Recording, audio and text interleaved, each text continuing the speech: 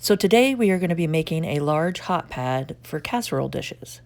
Now this is the top part that I'm cutting, and it's 13 inches by 18 inches.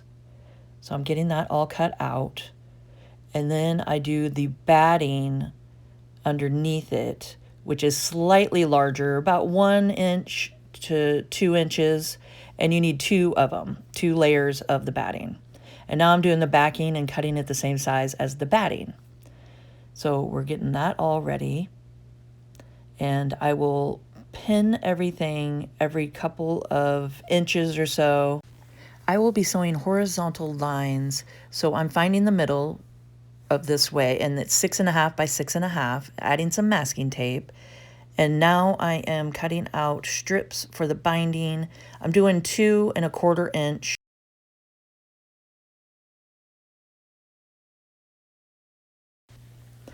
I fold the bindings in half and take my hot iron and press them and get them ready to add to our casserole hot pad.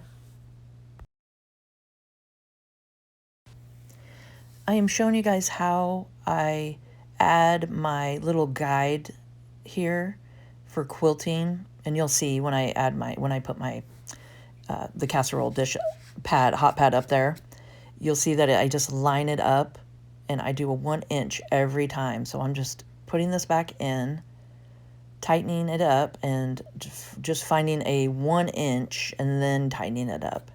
And it makes it so it's when I do the horizontal lines, when I quilt them, I'll be lined up every time in the same spot.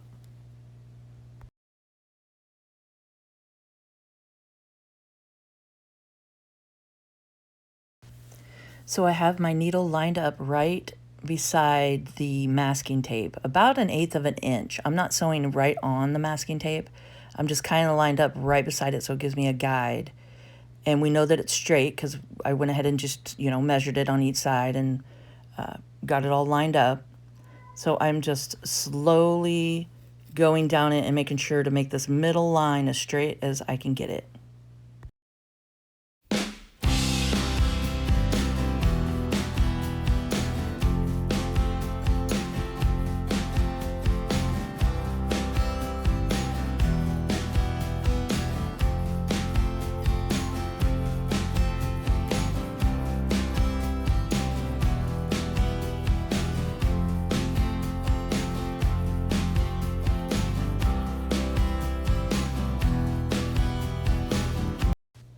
Now this is where I line up my guide right on the stitch that I just did. And I just follow that the whole time. And I actually just look right at that guide hitting that stitch just like that. And just take it all the way down. And it makes it a perfectly straight 1 inch line. Then I just flip the hot pad around and line it up again and do the same thing. And just make sure that I'm just keeping that guide right on that stitch.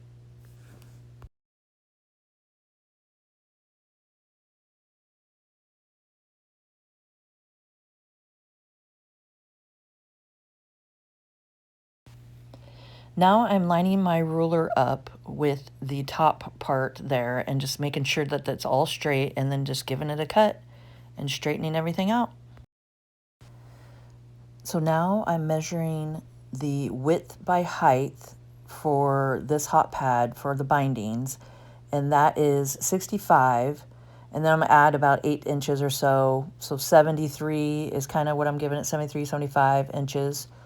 And the binding is 2.25 inch. So now I'm showing you guys how to sew them together, your strips, and you just line them up, good side to good side. And we're going to, you can pin it, and then you know where to sew it exactly, and get it lined up, and we'll take it to the sewing machine and sew it.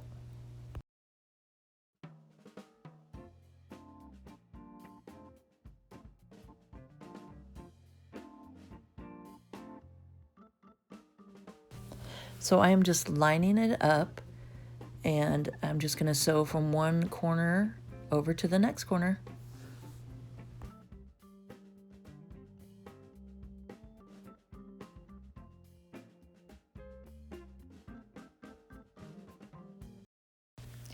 Now we can cut off this triangle piece about 1/4 inch from the stitches that we just made, and then cut off the dog ears on each side. And then you just pull it, and now you have a binding. So then I will show you guys how I go over and just split the seam like that and press it, and then you just press everything together and it's ready.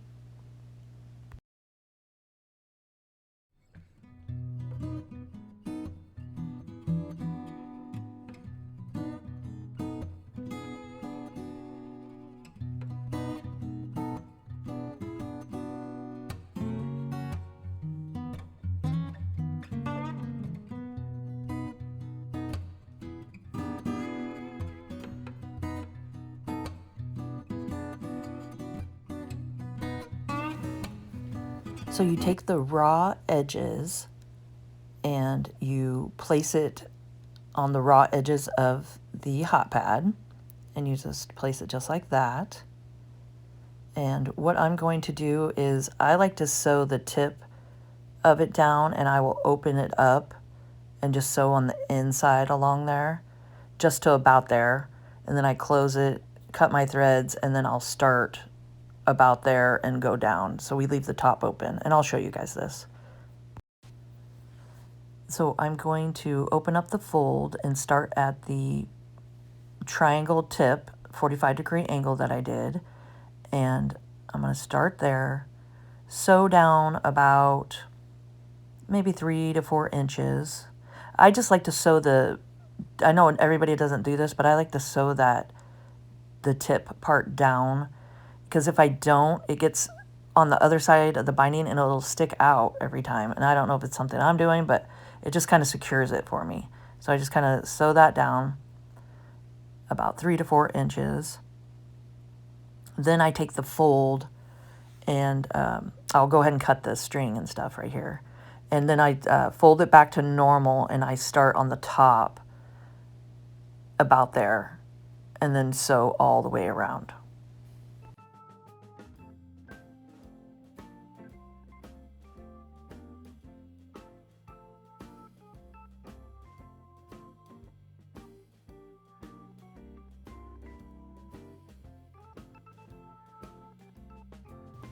So I actually did go down about 2 more inches or 3, because we want to make sure to open that pocket up when we come back around.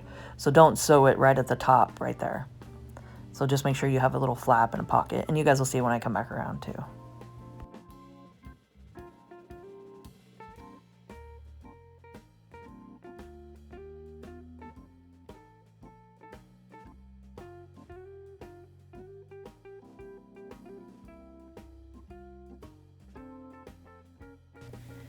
I stop about 1/4 of an inch to the bottom here. Make sure my needle is down. Turn everything about 45-degree angle, and I back stitch off of it.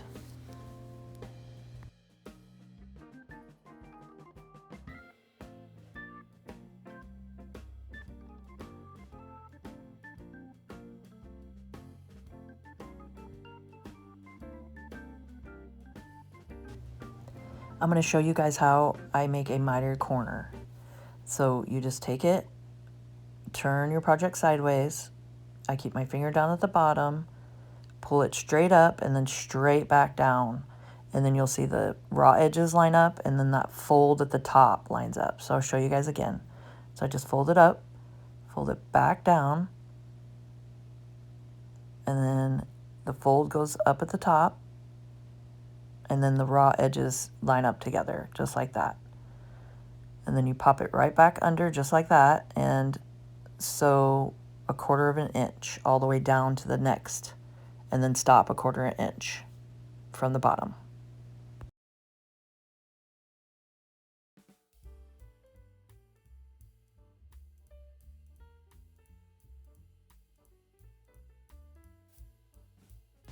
So I slowed this part down so you guys can see how I do it again.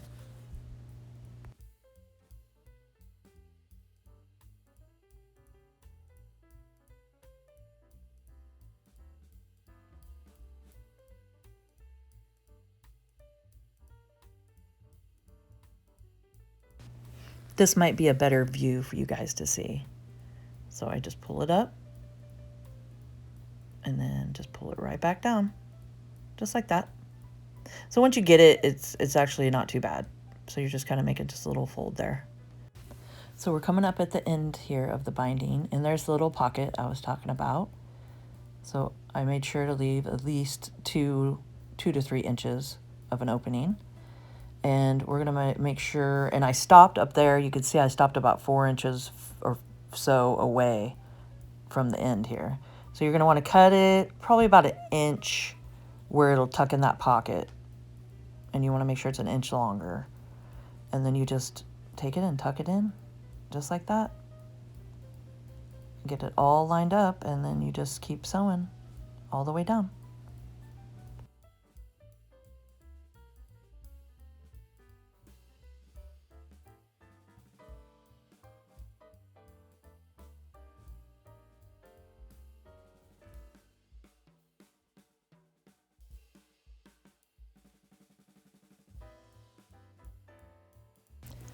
So we're all done sewing with the straight stitch all the way around. Now this part is optional. If you want to take a zigzag stitch and stitch right along the raw edge all the way around, it makes it a little bit easier when you're flipping the binding over to the front. So that is up to you.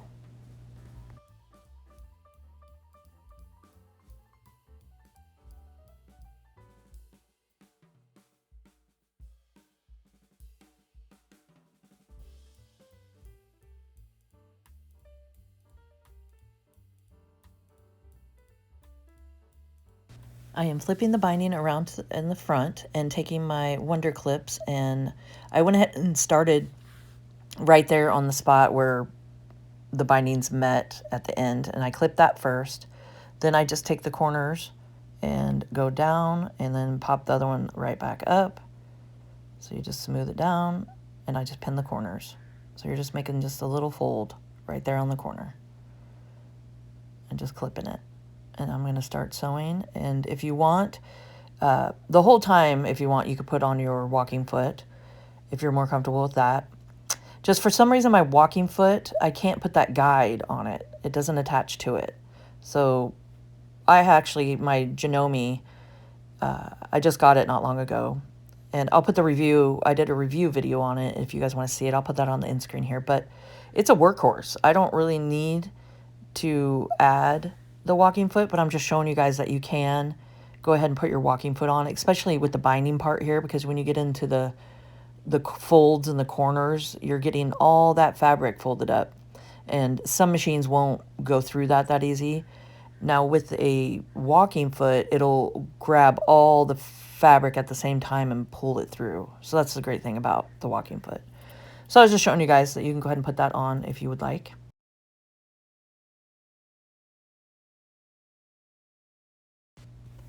I am sewing about 1/8 of an inch from the folded edge right there, and just doing a stitch all the way around, and I'm just making sure to keep everything pretty lined up so it doesn't look all wavy, you know, like the binding look wavy.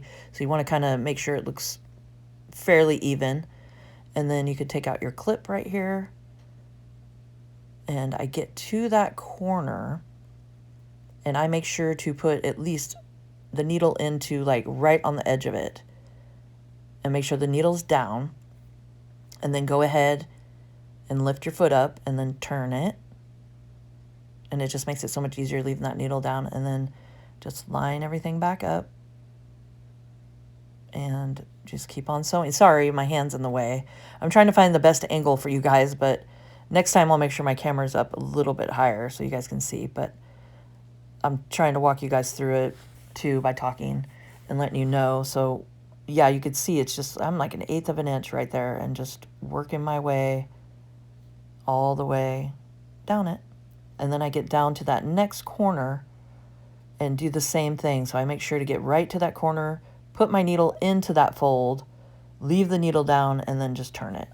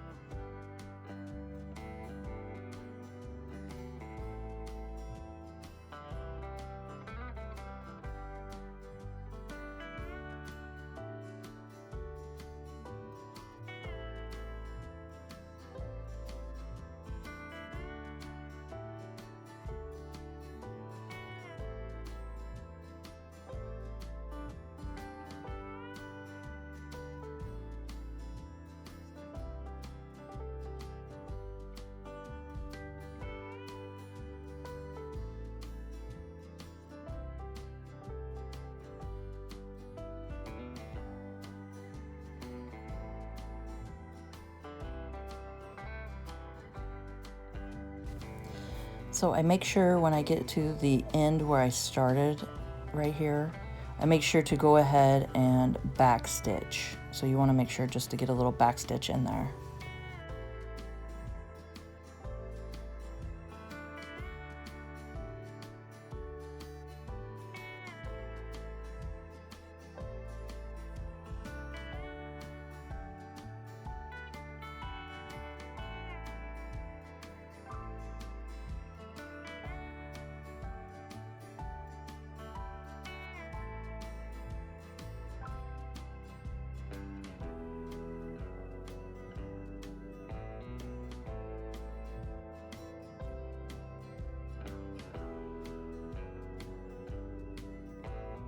This is what it looks like all quilted and binding on and finished. I think it turned out really cool. That's the front. Here's the back. It just feels really neat with the, it's nice to do the two battings in between. It makes it a lot more plush. Plus it'll help with the heat and stuff. So I think it turned out really fun. Okay, so this is a perfect size for a casserole dish here. And this is a 9 by 13. And you can see, I mean, you've got extra room around it. So this is a great thing for, I mean, even for Thanksgiving or barbecues, anything like that. Great for the summer, great for the winter. It's just so versatile that you can just pop your casserole dish on it, and it just makes it really handy and really easy. So I hope you guys enjoyed this video and found it informational. And if you could please subscribe to my channel, hit the notification bell, and you guys can see my next video when I post it. Like, comment, and share, and let's grow together. And keep on crafting.